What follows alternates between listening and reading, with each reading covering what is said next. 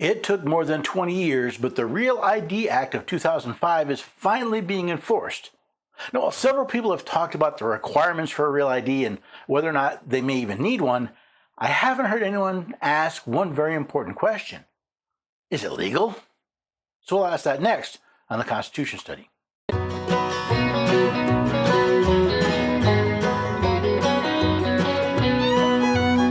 the neighbors and have a few good friends. Every day we're everyday Americans. Oh, every day we're everyday Americans.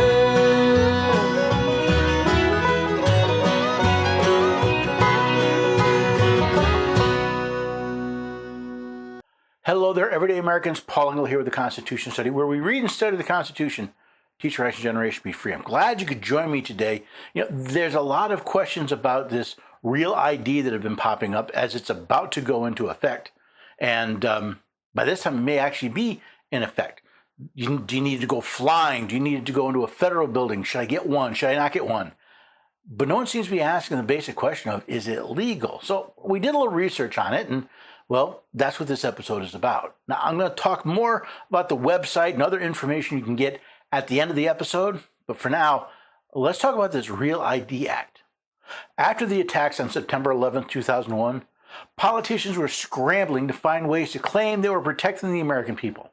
The Patriot Act, the Transportation Security Administration, and the explosion of surveillance cameras are just a few examples. In the middle of this maelstrom of security came the Real ID Act of 2005.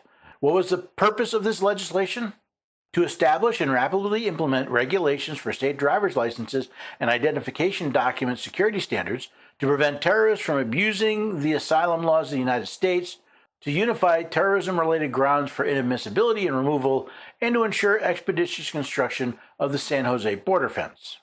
If there's one thing I've learned about reading legislation, it's don't believe the title. Yes, this is the Real ID Act, and yes, it does claim to create standards for real IDs, but that's not all it does. As a matter of fact, less than 20% of the words in this legislation have anything to do with real IDs. Most of the language deals with terrorists and immigration. The logic behind the Real ID portion of this legislation is to ensure that those who've been issued these enhanced identifications really are the people they claim to be. This is supposed to enhance security for air travel and access to federal and military locations. The first thing we need to understand about Real ID is that it is only for federal recognition. Reading from the legislation, Section 202 says minimum document requirements and issuance standards for federal recognition. This act places no requirements that a state recognize a Real ID. It simply defines the requirements for a state-issued ID to be recognized by the federal government. However, even with this simple goal, things did not work out as planned. Under minimum standards for federal use, in general, beginning 3 years after the date of the enactment of this act, a federal agency may not accept, for any official purpose, a driver's license or identification card issued by a state to any person unless the state is meeting the requirements of this section. Even though the requirement for federal agencies to accept only Real ID was 3 years after the enactment of this legislation, it took 20 years to get everything in place. Under minimum document requirements, we read, to meet the requirements of this section, a state shall include, at a minimum, the following information and features on each driver's license and identification card issued to a person by the state. Now, part of the reason for the delay were the requirements for state-issued IDs to meet these new standards. Most of the standards are pretty simple. Full name, date of birth, address, etc.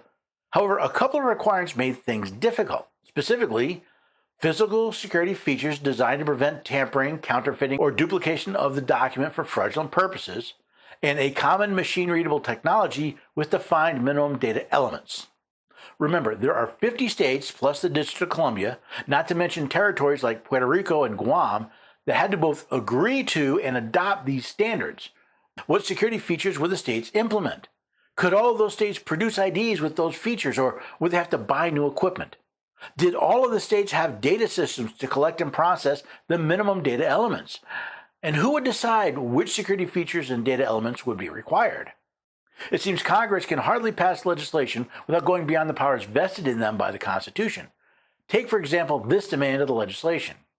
Under minimum issuance standards, in general, to meet the requirements of this section, a state shall require at a minimum presentation and verification of the following information before issuing a driver's license or identification card to a person. Now, nothing in the Constitution of the United States delegates to its government the power to regulate driver's licenses or identification. Now, Congress can determine the rules for identifications that federal agencies are allowed to accept, but they cannot dictate to the states what their IDs must include. Well, technically, the states are only required to meet these standards if they want the federal government to recognize them. Like voter registration, it will be difficult for states to create a two-tiered identification system. This is not the only overreach in this section. Proof of a person's Social Security account number or verification that the person is not eligible for a Social Security account number. Tell me, what does participation in the illegal government retirement program have to do with your identification? How does a Social Security number verify who you are, especially since these documents do not include a photo or other information used for identification purposes? Could this be another attempt to make sure everyone participates in this illegal program? Then there are these special requirements, some of which will make things quite difficult for some people. See, under special requirements, we find evidence of lawful status. A state shall require, before issuing a driver's license or identification card to a person, valid documentary evidence that the person is a citizen of the United States, is an alien lawfully admitted for permanent or temporary residence in the United States, and that list goes on. Now, my first thought is, well, this will make things more difficult for sanctuary cities and states, won't it? After all, they won't be able to go to 100% real ID since illegal aliens are not eligible for them. Then I thought, well, what if an illegal alien needs to enter a federal courthouse, possibly to turn themselves in or appear for a hearing? Well, they will be required to have a real ID to enter, so they will need some other form of ID, which they may not possess. So how could they comply with a federal order to appear if courthouse security won't let them in? On the other hand, this would also stop someone from recreating Biden's catch and release program, where his administration flew illegal aliens around the country. I guess it would have to make sure that someone has an acceptable ID to apply for amnesty. We've also got the verification of documents. To meet the requirements of this section, a state shall implement the following procedures. Before issuing a driver's license or identification card to a person, the state shall verify with the issuing agency the issuance, validity, and completeness of each document required to be presented by the person under paragraph 1 or 2. And who verifies that the documents were verified? What if those documents were issued by entities that don't share information? For example, states can accept official foreign passports for identification, but how does the state verify those passports? As if the examples of the federal government becoming a police state aren't numerous enough, this Real ID expands them further. See, under other requirements, we find, to meet the requirements of this section, a state shall adopt the following practices in the issuance of driver's licenses and identification cards. Employ technology to capture digital images of identity source documents so that the images can be retained in electronic storage in a transferable format. Retain paper copies of source documents for a minimum of 7 years, or images of source documents presented for a minimum of 10 years. Subject each person applying for a driver's license or identification card to mandatory facial image capture.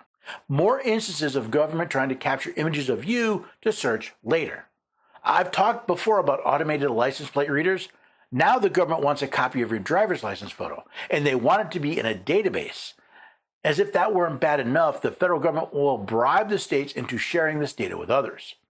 See, under Section 203, linking of databases, we read, in general, to be eligible to receive any grant or other type of financial assistance made available under this title, a state shall participate in the interstate compact regarding sharing of driver's license data, known as the Driver's License Agreement, in order to provide electronic access by a state to information contained in the motor vehicle databases of all other states. And under requirements for information, a state motor vehicle database shall contain, at a minimum, the following information. All data fields printed on driver's licenses and identification cards issued by the state. Motor vehicle drivers' histories, including motor vehicle violations, suspensions, and all points on licenses. How's the federal government going to get the states to join this database? Well, the bribery, of course, but I'll talk more about that later. And just what restrictions will be placed on the access of this database? Will law enforcement require a warrant to search it? Because there will be more in this database than just your identification and driving record. Confirm with the Social Security Administration a Social Security account number presented by a person using the full Social Security account number. In the event that a Social Security account number is already registered or associated with another person to which any state has been issued a driver's license or identification card, the state shall resolve the discrepancy and take appropriate action. That's right, your Social Security number is now part of the verification of who you are.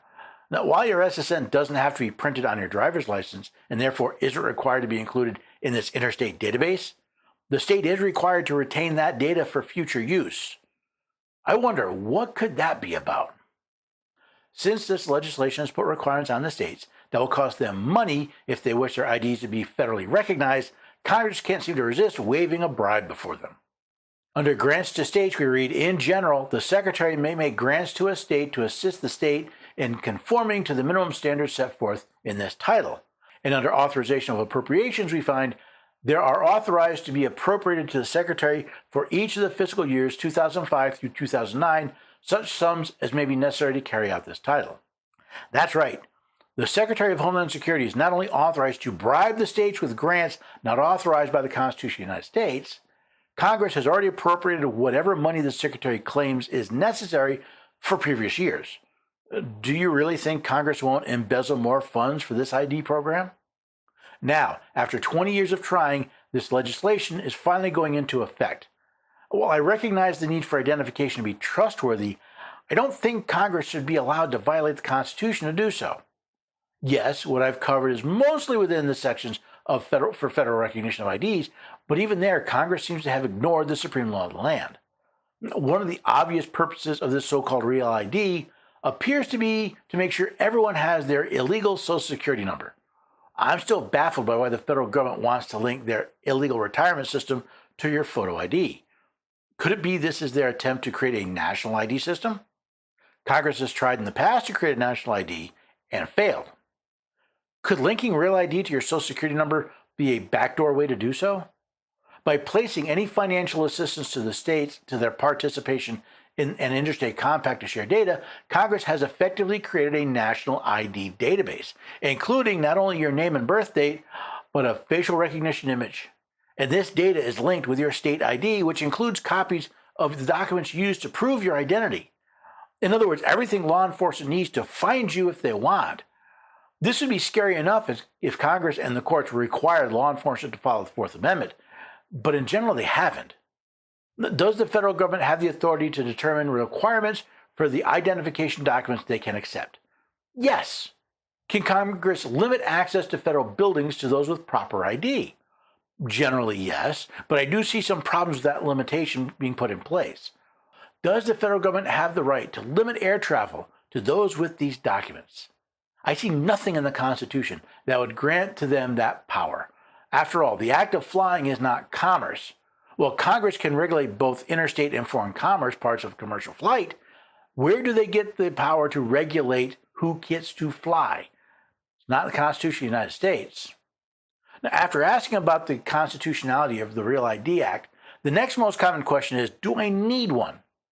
Ultimately, it's up to you. When I lived in New York State, I got an enhanced driver's license to allow me to drive across the Canadian border without other documentation. It was a very similar system. That was my decision, which I made for my convenience. While many news outlets imply that people will need a real ID to fly or to enter a federal building, that's not entirely true. There are other federally recognized IDs, like a passport, which will work just fine for these purposes. So the answer to the question, do you really need a real ID, ultimately comes down to your convenience versus your concerns about a federal ID database. If you have no immediate need to fly or enter a federal building, you can put off this decision until you renew your driver's license. The major concern I have personally regarding Real ID is that national database. Will Congress one day try to force the states to only issue Real ID driver's license? Well, unconstitutional, illegal, and void, it would not surprise me one little bit. And if you're hoping the courts would prevent such unconstitutional legislation, recent history shows that would be unlikely. You know, they say the road to hell is paved with good intentions. This may be a perfect example. The idea of making identification trustworthy, to have something to back it up, is a good intention. I just think the way Congress has done it has made, well, it's a road to hell. The hell of a national ID database full of information to find you that any government can search without any probable cause. That sounds like hell to me. A lot of this comes from the fact that for decades, we've been more worried about our safety than our rights. And that's what's allowed Real ID to not only be passed, but to go forward. Our fear of terrorists attacking us has led us to give up our rights for the image of being safe. I think Benjamin Franklin talked about that.